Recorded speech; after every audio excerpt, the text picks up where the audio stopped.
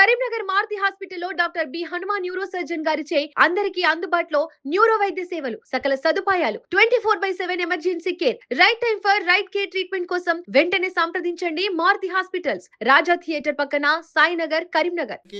Electronic and print media మిత్రులందరికీ నమస్కారాలు.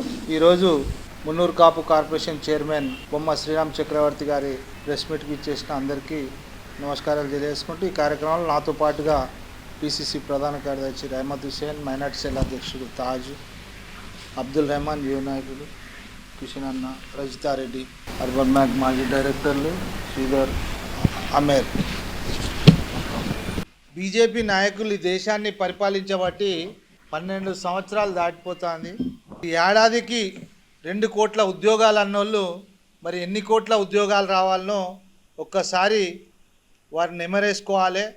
ఇవాళ ఫీజు రీఎంబర్స్మెంట్ మీద మాట్లాడుతున్నటువంటి బీజేపీ రాష్ట్ర అధ్యక్షుడు కానీ బీజేపీ నాయకులు కానీ వాళ్ళు మాట్లాడేటి అన్ని అబద్ధాలు. ఈ రాష్ట్రం నుంచి కేంద్ర ప్రభుత్వానికి సెంట్రల్ జిఎస్టీ ద్వారా పోయే నిధులెన్ని, వాళ్ళు ఇస్తున్న నిధులెన్ని ఒక్కసారి వాళ్ళు గుర్తు చేసుకోవాలి.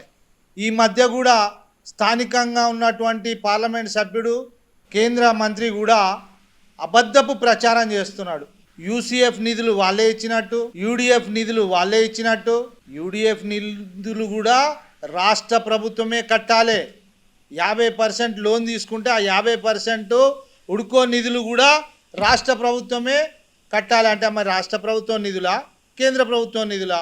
నిధుల వరద తీసుకొస్తా అన్న కేంద్ర మంత్రి మరి ఎన్ని వరదలు వచ్చినాయో కరీంనగర్లో అర్థమైతలేదు. ఉదాహరణకు చెప్తా, కరీంనగర్లో ఏదైతే రైల్వే ఓవర్ బ్రిడ్జ్ ఉందో ఎన్ని సంవత్సరాలకెళ్ళి నడుస్తుంది, అది పూర్తి చేయలేని నిజంగా కూడా దద్దమ్మలు బీజేపీ నాయకులని నేను ఈ సందర్భంగా చెప్తున్నా.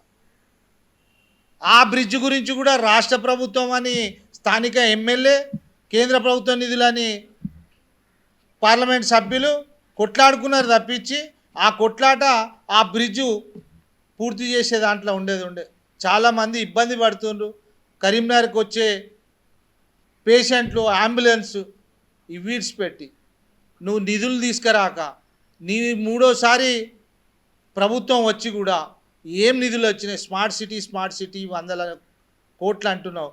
స్మార్ట్ సిటీ నిధులు ఏంటిది? దేశవ్యాప్తంగా స్థానికంగా ఉండే మున్సిపాలిటీకి ఇచ్చే నిధులను కోతబెట్టి కొన్ని పట్టణాలనే తీసుకొని స్మార్ట్ సిటీ కింద ఇచ్చిన నిధులు. గతంలో ఏ కేంద్ర ప్రభుత్వం ఉన్నా, ఎన్డీఏ ప్రభుత్వం ఉన్నా, యూపీఏ ప్రభుత్వం ఉన్నా, ఇంకే ప్రభుత్వం ఉన్నా, కేంద్ర ప్రభుత్వం నుంచి నేరుగా గ్రామ స్థాయికి, పట్టణ స్థాయికి నిధులు రానికి ఆనాటి ప్రభుత్వాలు ప్రణాళికాబద్ధంగా ఏవైతే పెట్టినరో వాటినే పేర్లు మార్చి, ఆనాడు జవహర్లాల్ నెహ్రూ గారి పేరు మీద ఉన్న జేఎన్ఎం నిధులు పేరు మార్చి స్మార్ట్ సిటీ అని చేసి మీరు ఇచ్చే నిధులు ఎక్కడి? కేంద్ర ప్రభుత్వం ఈ రాష్ట్రం నుంచి జిఎస్టీ ద్వారా, సెంట్రల్ జిఎస్టీ ద్వారా ఇచ్చే నిధులని మళ్ళీ తిరిగి పంపనీకి కూడా మా పేరు పెట్టలేదు. ఒక ఆయన అంటాడు రేషన్ కార్డుల మీద కేంద్ర ప్రభుత్వం కూడా వాటా ఉంది, ఫోటో పెట్టాలని. మేము ఇచ్చే నిధులు ఎంత, మీరు ఇచ్చే నిధులు ఎంత, మీరు ఇచ్చే రేషన్ పైసలు ఎంత? ఇప్పటికి కూడా ఇందిరమ్మ 3వ ఫేజ్ పైసలు ఇద్దామంటే కూడా ఇప్పటికి ₹1 ఇవ్వలే. ప్రధానమంత్రి ఆవాస్ యోజన కింద ఇవ్వాల్సిన పైసలు కూడా ఇవ్వలే. వీళ్ళు కరీంనగర్కి వచ్చి ఫీజు రియంబర్స్మెంట్ గురించి మాట్లాడుతారు. ఎలక్ట్రానిక్ మీడియా అదేవిధంగా నాతోని ఇక్కడ ఇవాళ ఈ పాత్రికేయ సమావేశంలో హాజరైన కరీంనగర్ జిల్లా సీనియర్ నాయకులందరికీ పేరు పేరున శుభాకాంక్షలు తెలుపుతూ నమస్తే. ప్రత్యేకంగా నిన్న జరిగిన కార్యక్రమంలో రాష్ట్ర బీజేపీ అధ్యక్షులు రామచంద్రరావు గారు చేసిన వ్యాఖ్యలు ఎంత డొల్లతనంగా ఉన్నాయో ఒకసారి మీ అందరికీ వివరించడానికి ఇవాళ ఈ పాత్రికేయ సమావేశం నిర్వహించడం జరుగుతూ ఉన్నది. ఇవాళ మీరు చూసుకుంటుంటే తెలంగాణ రాష్ట్ర ప్రభుత్వం ప్రజాపాలనలో భాగంగా ముఖ్యమంత్రి రేవంత్ రెడ్డి గారు పదే పదే ఏ సమావేశమైనా ఎక్కడైనా కూడా ఒకటే విషయం చెప్తా ఉన్నారు, బలహీన వర్గాల పిల్లలు కానీ ఆర్థికంగా వెనుకబడ్డ కుటుంబాల పిల్లలు కానీ భవిష్యత్తు మారాలంటే, తలరాతలు మారాలంటే కేవలం ఎడ్యుకేషనే, కేవలం చదువుతోనే మన తలరాతలు మారుతాయని చెప్పి అనేక మార్లు చెప్తా ఉన్నారు. దానికి అనుగుణంగానే రాష్ట్ర ప్రభుత్వము దాదాపు 2400 కోట్లు ఫీజు రీయింబర్స్మెంట్కు కేటాయించడం జరిగింది. దాంట్లో భాగంగానే 250 కోట్లు ఇమ్మీడియట్ రిలీజ్ కోసానికి గవర్నమెంట్ శాంక్షన్ చేయడం జరిగింది. ఇవన్నీ మీరు చూస్తూ ఉన్నారు, స్టేట్మెంట్స్ వస్తున్నాయి.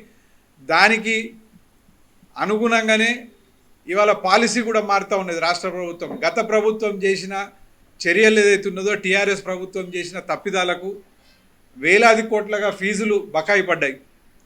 బకాయి పడడానికి కారణం ఏమిటంటే ఇవాళ కాలేజీలను అనడానికి లేదు, ప్రభుత్వాన్ని అనడానికి లేదు, ఎవరిని అనడానికి లేదు. ఎందుకంటే ఆ ఫీజులు ఎటుపోతున్నాయో తెలియలేని పరిస్థితి, మరి అర్హుల అనర్హుల అని ఏది తెలియలేని పరిస్థితులలో ఆర్థిక సంక్షోభం రాష్ట్ర ప్రభుత్వం ఏర్పడ్డ పరిస్థితుల్లో అవి కొంచెం పెండింగ్ ఉన్నా కూడా కొత్త పద్ధతిలో కొత్త పాలసీ తీసుకొచ్చి నేరుగా విద్యార్థి యొక్క అకౌంట్కు పైసలు వెళ్ళే విధంగా ప్రభుత్వం చర్యలు చేపడతా ఉన్నది. ఇది మనందరం హర్షించాల్సిన విషయం.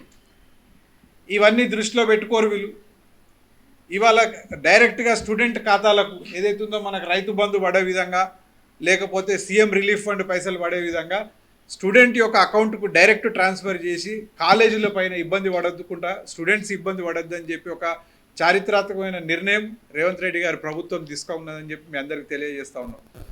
మరి అదే కాకుండా మనం అనేక మార్లు ప్రజా జీవితంలో ఉన్నారు, మీకు కూడా చాలామందికి మీ దగ్గరికి వచ్చింటారు పిల్లలు, అన్న మరి ఫీజులు కట్టలేకపోతే సర్టిఫికెట్లు ఆపడం జరుగుతూ ఉన్నది, మరి సర్టిఫికెట్లు లేకపోతే ఉద్యోగాలకు అవిటికి కూడా ఇబ్బంది అవుతున్నది. కొందరు ఫారిన్ పోయే పిల్లలు, వాళ్ళకు కూడా ఆర్థిక ఇబ్బందులు చేయబట్టి సర్టిఫికెట్లు చేతిలోకి రాని పక్షంలో వాళ్ళ యొక్క భవిష్యత్తు ఖరాబ్ అవుతున్నది అని చెప్పి ప్రభుత్వం, రాష్ట్ర ప్రభుత్వం ఒక స్పష్టమైన ఆదేశాలు అన్ని కాలేజీలకు జారీ చేయడం జరిగింది.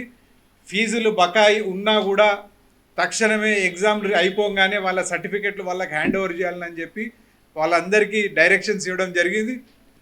ఇవన్నీ చెప్తుంటే ప్రభుత్వం ఏ విధంగానైతే బలహీన వర్గాల పిల్లలకు, ఆర్థికంగా వెనుకబడ్డ పిల్లలకు వాళ్ళ భవిష్యత్తు చెడిపోవద్దని చెప్పి, ఈ పైసల బకాయిలతో ఇబ్బంది కలగద్దని చెప్పి ఈ కొత్త పాలసీలు తీసుకురావడం జరుగుతూ ఉన్నది.